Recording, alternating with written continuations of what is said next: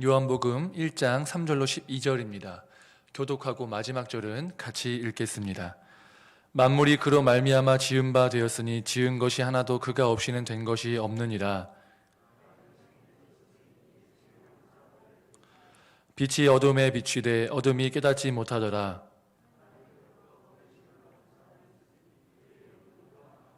그가 증언하러 왔으니 곧 빛에 대하여 증언하고 모든 사람이 자기로 말미암아 믿게 하려 함이라. 참 빛 곧 세상에 와서 각 사람에게 비추는 빛이 있었나니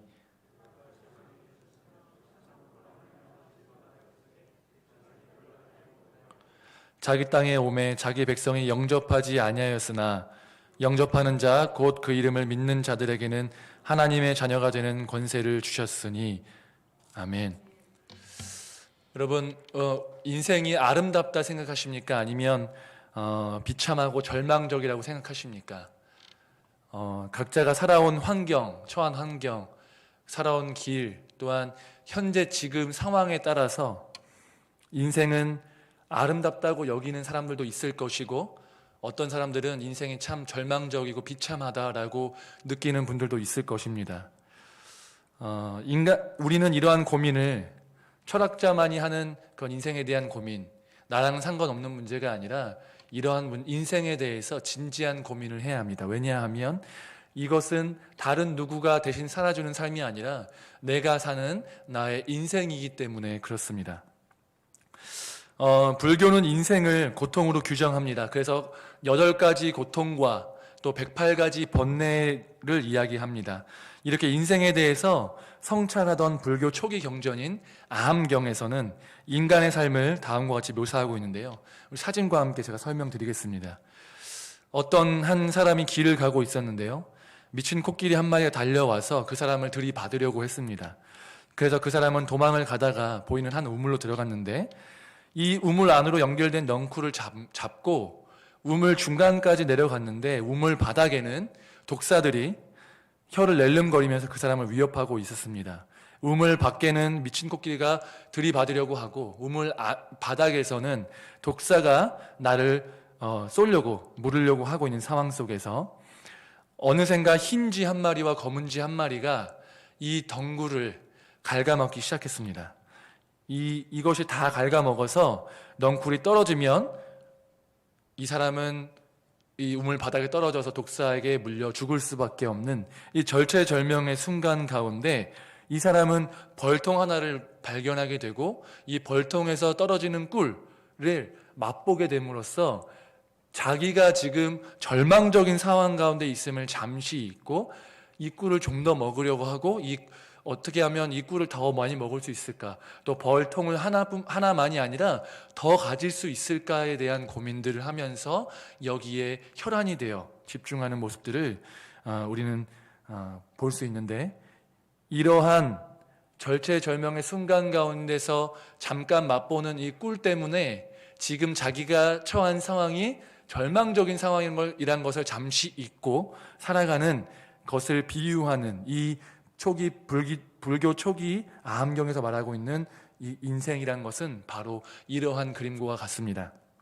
지난번에 정성수 선교사님께서 출국하시기 전에, 직전이 아니라 그 전에 그 인용한 톨스토이의 비유가 이것과 비슷한데요.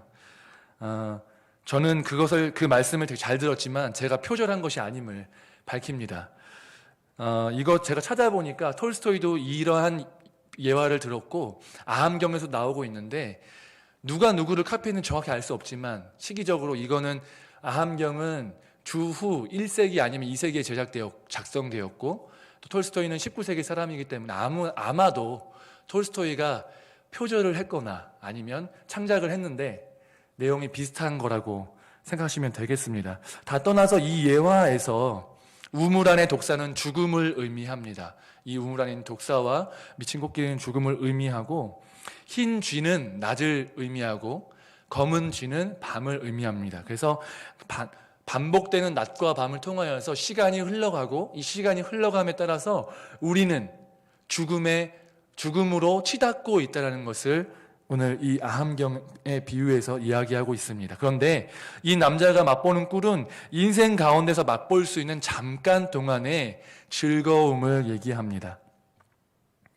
우리의 인생은 이 아함경에서 묘사한 그림과 같습니다. 죽음으로 치닫는 우리의 절망적인 상황을 우리는 인식하지 못하고 그러한 절망적인 상황이 분명히 있음에도 불구하고 우리의 인생 가운데서 경험할 수 있는 잠깐의 즐거움들, 관계의 즐거움이라든지 물건을 사고 소유하고 또 부모님과 가족 간의 관계를 통해서 여행을 통해서 아니면 자녀를 낳음으로 아니면 취업을 하거나 좋은 대학을 가거나 또 많은 돈을 벌거나 많은 소유를 가지거나 이러한 여러 가지 즐거움을 통해서 우리가 이 땅에서 살아가는 것이 절망으로 치닫고 있음에도 불구하고 내 인생은 그렇게 절망적이진 않을 거야라는 스스로의 자기 위안과 자기 최면 그리고 그 절망적인 상황을 잊어버리는 이러한 비참한 상황 가운데 우리가 있음을 우리는 기억해야 합니다. 아함경의 예화에 나왔지만 이 흰쥐 검은쥐가 이 덩굴을 다 먹어치워 버리게 되면 결국 이 사람은 떨어져서 독사에게 물려 죽을 수밖에 없는 상황 가운데 있는데 이러한 상황 가운데서 이 사람은 이 절망적인 상황을 벗어나려고 애쓰기보다는 어떻게 하면 지금 조금 더 맛있는 꿀을 좀 더 많이 먹어볼까? 벌통을 한 개뿐만 아니라 또 다른 벌통은 없는지 찾고 어떻게 하면 그것을 소유할 수 있는지에 대해서 집중하고 혈안되어 있는 모습을 통해서 이러한 사람의 모습이 바로 우리의 모습과 같다는 것을 알 수 있습니다. 그런데 죽음이 눈앞에 닥쳐있는 이 사람의 상황 속에서 과연 꿀을 얼마나 먹었는지가 큰 의미를 가질 수 있는지 우리는 다시 한번 스스로에게 물어봐야 합니다. 아니면 꿀을 제공하는 이 벌통을 한 개, 두 개 얼마나 소유하고 있는 것이 우리에게 얼마나 큰 의미를 가질 수 있는지를 우리는 진지하게 물어봐야 합니다. 이러한 절망적인 상황 속에서 얼마나 많은 지식을 가졌는가, 얼마나 좋은 학위를 가졌는가, 얼마나 예쁘고 잘생겼는가, 이 땅에서 얼마나 잘 나가는가, 얼마나 많은 돈을 가지고 있는가, 많은 빌딩과 많은 소유를 가지고 있는가, 얼마나 잘 먹고 좋은 것을 먹고 좋은 집에 사는가 하는 것들은 우리의 절망을 치닫는 상황 속에서 그것들을 잊게 만드는 잠깐의 즐거움인 것은 분명하지만 이러한 절망적인 상황을 본질적으로 해결해 줄 수 있는 해결책은 아님을 우리는 기억해야 합니다. 돈이 많든 적든 학식이 높든 낮든 우리가 이 땅에서 어떠한 삶을 산다 할지라도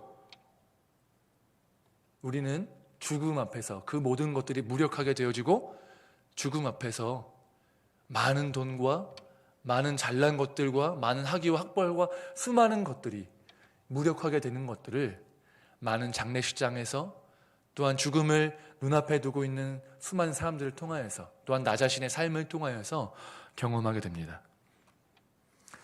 성경도 인생을 낙관적으로 보지 않습니다. 오늘 말씀인 요한복음에서는 우리의 인생을 어둠이라고 표현하고 있습니다. 이 어둠이라는 것은 단순히 우리의 인생 가운데 조금 어두운 시절, 힘든 시절, 괴로운 시절만을 의미하는 것이 아니라 본질적으로 우리가 스스로 해결할 수 없는 죽음의 문제, 그것으로 말미암아 결론은 죽음이라는 미래가 우리에게 누구나 피해갈 수 없다는 그 사실, 그것이 바로 어둠이고 절망이라는 것입니다.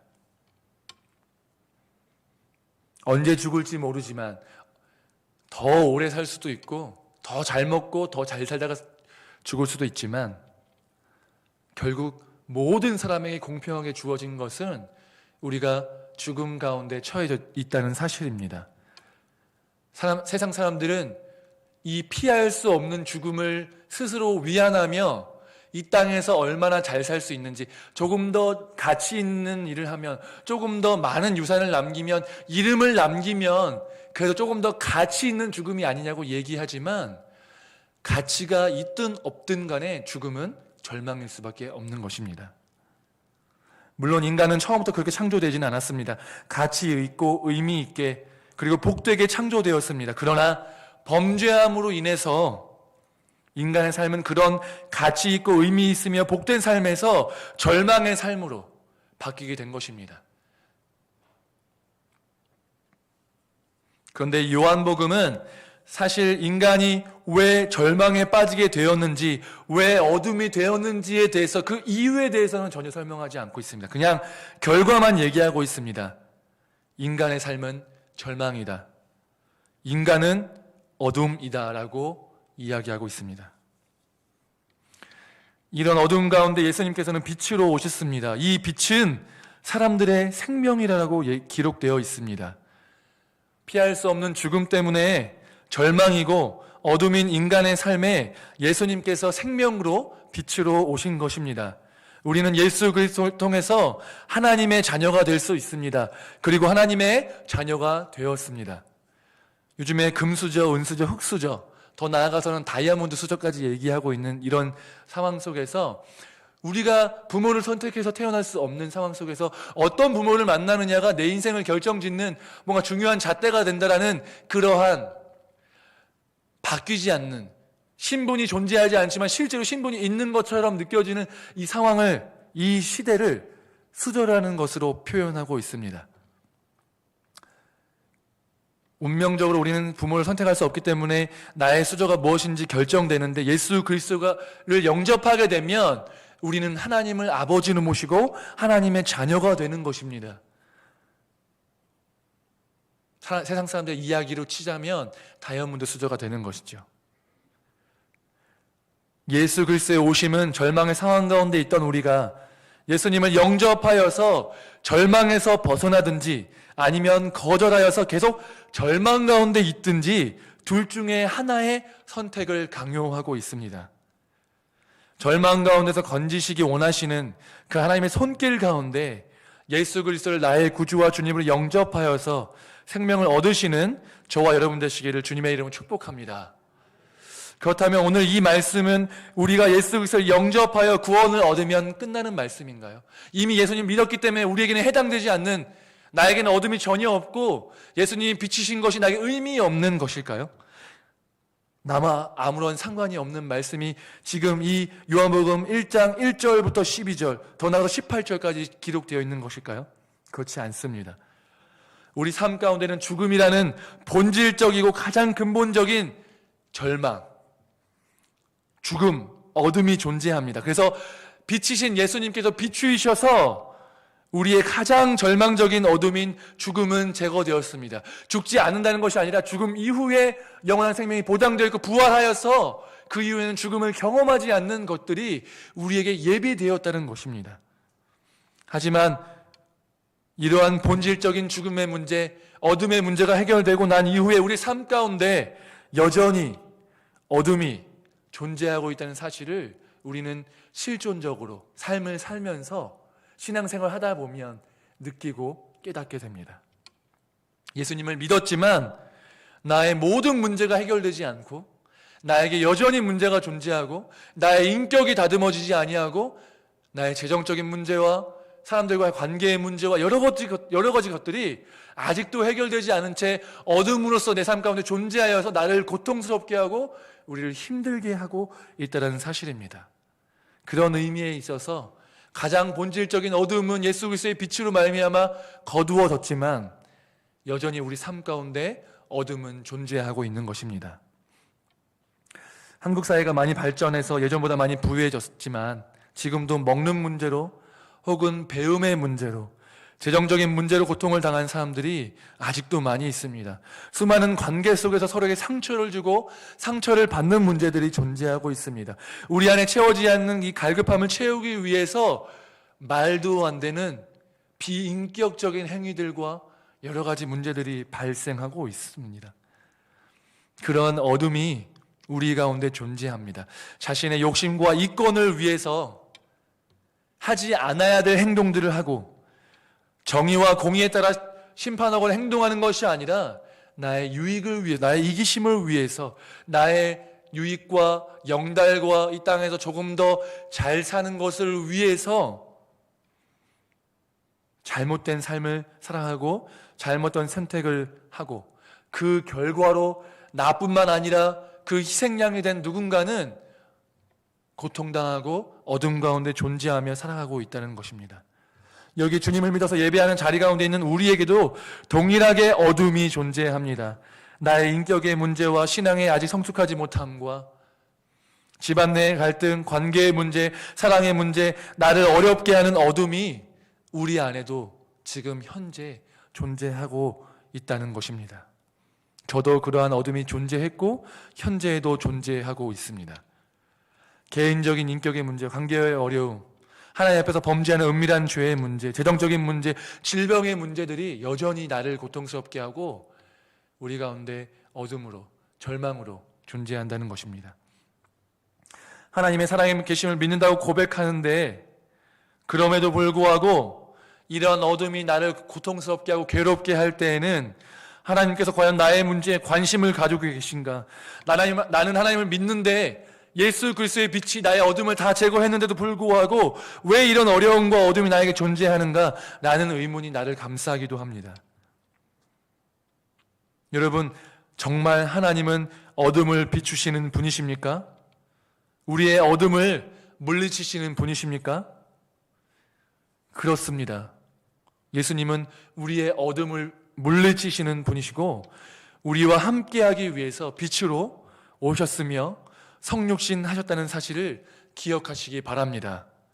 예수 그리스도의 오심으로 우리는 하나님의 자녀가 되었습니다. 그렇기에 하나님은 우리가 어둠 가운데 있을 때 우리의 어둠을 내쫓으시고 우리와 함께 하시며 우리를 위로하시고 우리가 어둠에서 벗어나 온전히 빛으로 나아가도록 역사하는 분이십니다. 믿으십니까? 믿으시기 바랍니다. 요한복음 1장 5절은 이렇게 기록하고 있습니다. 빛이 어둠에 비추되 어둠이 깨닫지 못하더라. 이 말씀에서 깨닫다라는 이 단어는 두 가지 의미, 중의적인 의미가 있습니다. 아마도 사도 요한은 중의적으로 이 단어를 사용한 것 같습니다. 이 단어는 깨닫다라는 의미와 함께 이기다라는 의미를 가지고 있는데 빛이신 예수님께서 어둠인 우리에게 오셨는데 우리가 그 예수님을 깨닫지 못했습니다. 예전에 예수님이 오셨던 그 당시에 이스라엘 사람들이 그러했고 예수님의 오심이 기록되어 있는 이 성경을 읽고 복음을 들은 우리에게도 지금 이 순간에도 그 예수님의 오심을 깨닫지 못하는 사람들이 존재했습니다. 그리고 지금도 존재합니다. 그런데 동시에 이 사도 요한은 이 말씀을 통해서 우리에게 이렇게 말씀하고 있습니다. 빛이 어둠에 비치되 어둠이 이기지 못하더라. 여러분, 어둠은 빛이 오는 것을 막을 수 없습니다. 어둠은 빛의 싸움의 상대가 아닙니다. 싸움이 되지 않습니다. 어둠이 존재하는데 빛이 비추면 어둠이 그 빛의 비추임에 저항하다가 힘겹게 저항하다가 어렵게 물러납니까? 그렇지 않죠. 빛을 비추면 어둠은 그냥 사라지는 것입니다. 빛이신 예수 그리스도께서 오시면 어둠은 이기지 못하고 그냥 그 어둠이 사라지게 되는 것입니다. 어둠은 빛을 이기지 못합니다. 어둠은 빛이신 예수 그리스도의 임재를 막을 수가 없다는 것입니다. 이는 우리 삶 가운데 있는 본질적인 것이 이미 해결되었지만 우리 삶 속에 계속적으로 내재되어 있고 계속적으로 발생하는 우리의 삶 가운데 있는 어둠들, 그리고 어려움들, 고통 등 또한 절망들, 이러한 문제들에 대해서도 동일하게 적용될 수 있는 것입니다. 우리의 근본적인 절망의 문제가 해결된 이후에 존재하는 어둠의 문제가 과연 해결될 것인가 라는 의문이 아직도 우리에게 있고, 예수님을 믿은 이후에 지금 나의 삶에 어떻게 여전히 어두움과 고통과 고난이 올 수 있는가라는 질문을 던질 수 있지만, 성경은, 오늘의 말씀은 우리에게 약속하고 있습니다. 빛이 어둠에 비치되 어둠이 이기지 못하더라. 여러분, 어둠은 빛을 이기지 못합니다. 하나님은 예수 그리스도를 통해서 우리의 가장 절망적인 죄와 죽음의 문제를 해결하셨습니다. 그렇다면 그 이후에 우리에게 존재하는 어둠의 문제를 해결하시지 않겠습니까? 또한 해결하실 능력이 없으시겠습니까? 하나님은 우리의 안에 있는 가장 근본적인 문제를 해결하신 이후에 우리 안에 그 다음에 남아있는 죄와 저주와 절망과 어둠의 문제들을 해결하시기를 원하시고 해결할 능력이 있으신 분이심을 믿으시기 바랍니다. 로마서 8장 32절은 이렇게 말하고 있습니다. 자기 아들을 아끼지 아니하시고 우리 모든 사람을 위하여 내주신 이가 어찌 그 아들과 함께 모든 것을 우리에게 주시지 아니하겠느냐. 하나님께서 우리의 가장 근본적인 문제를 해결하시기 위해서 아들 예수 그리스도, 가장 귀한, 더 이상 줄 수 있는 것이 없을 가장 귀한 아들을 주셨다면 그 대가를 치러서 사신, 그 보혈로 사신 우리를 계속 어둠과 고통과 절망의 문제 가운데서 허덕이고 헤매이도록 놔두시겠냐는 말입니다. 절대 그렇지 않다는 말입니다. 우리는 의롭다 칭함을 받은 존재들이지만 우리 안에 남아있는 죄로 인하여서, 우리의 죄된 본성으로 인하여서 우리 안에 어둠이 존재합니다. 우리의 죄된 본성으로 인해서 상처를 주고 상처를 받음으로 어둠이 존재하게 됩니다. 인간의 이기심으로 인해서 가난이 우리를 힘들게 하고 사람이 사람 위에 서며 군림하고 지배하는 사람들로 인해서 고통당하고 그 안에 어둠이 가득하게 됩니다. 예수님을 믿지만 아직 완벽하게 끊지 못한 죄로 인해서 우리는 하나님 앞에서 나의 이 비참함 때문에 눈물 흘릴 수밖에 없음을 고백하게 됩니다.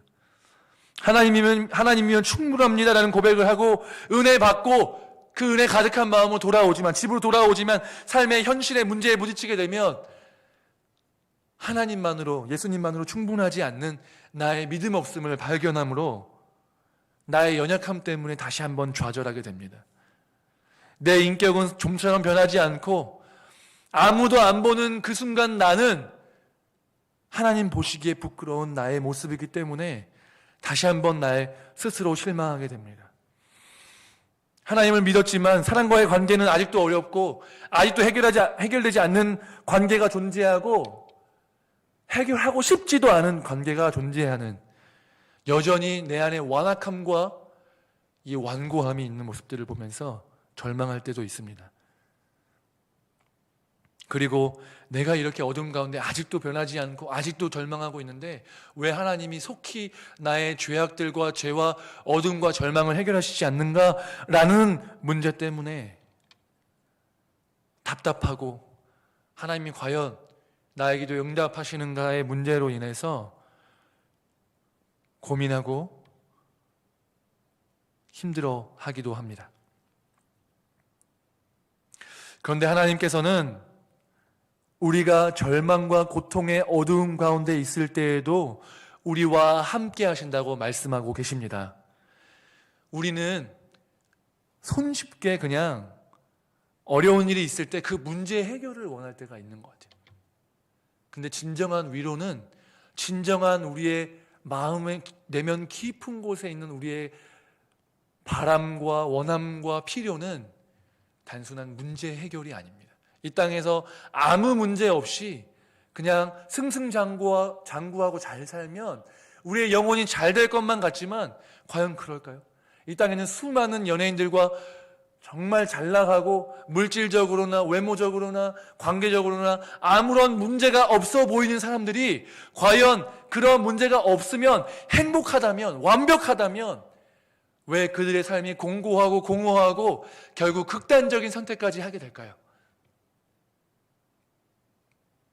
그들 가운데 있는 공허와 고통의 문제는 외부의 어려움과 고통의 문제가 없기 때문이 아닙니다. 우리가 진정으로 바라는 것은 누군가 나의 마음을 정말 나보다도 더 나의 마음을 이해해주고 내가 슬퍼하는 이 슬픔 가운데 나보다 더 울어주고 내가 이렇게 괴로운데 그 마음을 온전히 알아서 그 마음 가운데 누구도 줄 수 없는 위로와 평안과 평강을 주는, 나는 정말 이해받고 있구나 라는 것들을 경험하는 것을 우리 내면 깊은 곳에 나의 영혼이 바라고 있다는 사실을 우리는 깨달아야 합니다. 그렇기 때문에 하나님은 우리 삶 가운데 있는 어둠의 문제들, 또한 외부에서 다가오는 재정적인 문제, 관계의 문제, 이런 것들을 해결해 주시길 원하지 않으세요. 당장 해결해 주시길 원하지 않습니다. 왜? 하나님이 그게 최선이라면 그것을 해결해 주셨겠죠. 근데 그것을 당장 해결해 주는 것이 우리의 영혼에 도움이 되는 것이 아니라 오히려 그러한 문제들로 인하여서 우리가 하나님께 매달리고 하나님께 위로받고 그 어려움과 고통 속에서 누구보다도 더 내가 그 문제를 이해하고 내가 그 문제 가운데 고통받고 있는 너와 같이 함께 울고 있고 내가 네 마음을 이해한다 라고 그 위로를 해주시고 그 위로 가운데 우리가 반응하여서 하나님의 사랑을 깊이 있게 깨달아 알고 우리가 하나님과 깊이 있는 교제를 나누며 이 세상에서 어떤 사람과도 나눌 수 없는 그 깊은 교제를 나누고 싶으셔서 하나님 우리 삶 가운데 있는 산적해 있는 문제들을 한 번에 해결하시지 않으시고 우리가 때로는 우리가 그 문제로 고통받고 있을 때에도 그 문제를 해결하시지 않으면서 단지 하나님은 우리와 함께 계시고 우리와 함께 울고 우리와 함께 고통당하시고 거기에 함께 눈물 흘리신다는 것입니다. 우리는 너무 표면적으로 생각할 때가 있어요. 이 문제만 해결되면 나의 인생 가운데 어려움과 이런 것은 없을 것이다, 정말 행복할 것이다 라고 생각합니다. 진짜 그렇습니까? 돈이 생기면 진짜 행복합니까? 편하죠. 좋습니다.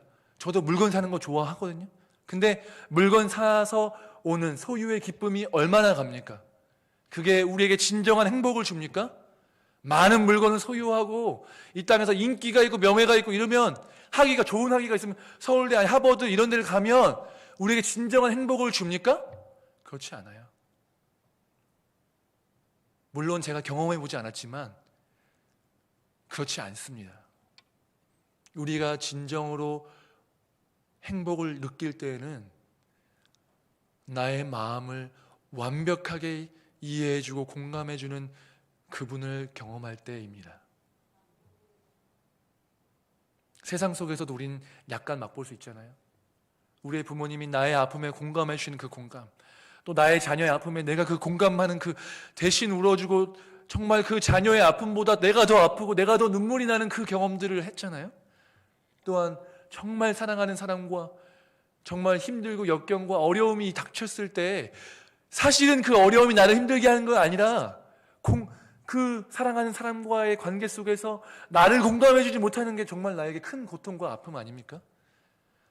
외부의 고통과 어려움이 다가올지라도 이 한 사람만 나를 공감해 주고 나를 사랑해 주고 이해해 준다면 외부의 문제들은 손쉽게 해결되는 것들을 우리는 경험했고 하게 될 것이고 그러한 것들 중 이 세상에서는 사람이 해줄 수 있는 그런 공감과 이런 것들은 한계가 있지만 하나님이 우리 내면에서 우리와 함께 하시고 우리의 아픔에 눈물 흘리시고 우리의 고통에 함께 아파하시는 말로 괜찮을 거야 라고 얘기하는 것이나 문제를 해결해 줄게 라고 얘기하는 그런 것이 아니라 아무 말 없이 함께 울고 우리 안에서 성령의 말할 수 없는 탄식으로 우리 위해서 기도하시고 눈물 흘리시는 그러한 사랑이 우리 가운데 있음을 깨달으시기 바랍니다. 하나님께서 성령을 우리 안에 주신 가장 큰 축복은 다른 어떠한 것이 아니라 하나님이 우리와 함께 하시는 것, 언제 어디서나 함께 하시는 것, 내 모든 아픔과 슬픔과 기쁨과 즐거움을 모두 다 공유하고 내가 즐거울 때 훨씬 더 기뻐하시고 내가 슬퍼할 때 훨씬 더 슬퍼하신다는 것. 세상 어느 누구도 이해하지 못하고 세상 어느 누구도 나를 다 배척했을 때라도 심지어 내가 가장 사랑하는 사람도 나를 이해하지 못할 그때에조차도 내 안에 계신 성령님으로 말미암아 하나님께서는 나를 이해하시고 공감하신다는 사실을 기억하시며 그 하나님의 공감과 위로와 하나님의 동행함을 경험하시고 하나님의 함께 우심을 경험하는 저와 여러분 되시기를 주님의 이름으로 축복합니다. 그래서 이 우리의 완전히 해결되지 않는 이 어둠이 하나님과의 동행을 위해서 하나님이 우리를 얼마나 사랑하시고 우리를 얼마나 공감하시고 이해하시고 함께 눈물 흘리시는 분이신지를 경험할 수 있는 귀한 통로임을 하나님의 도우심을 경험할 수 있는 통로임, 우리가 하나님께 매달릴 수 있는 통로임을, 그것을 깨닫고 경험하는 은혜의 시간이 되시기를 주님의 이름으로 축복합니다. 그래서 하나님의 사랑을 충만하게 경험하는 저와 여러분 되시기를 주님의 이름으로 축복합니다. 기도하겠습니다. 사랑의 주님,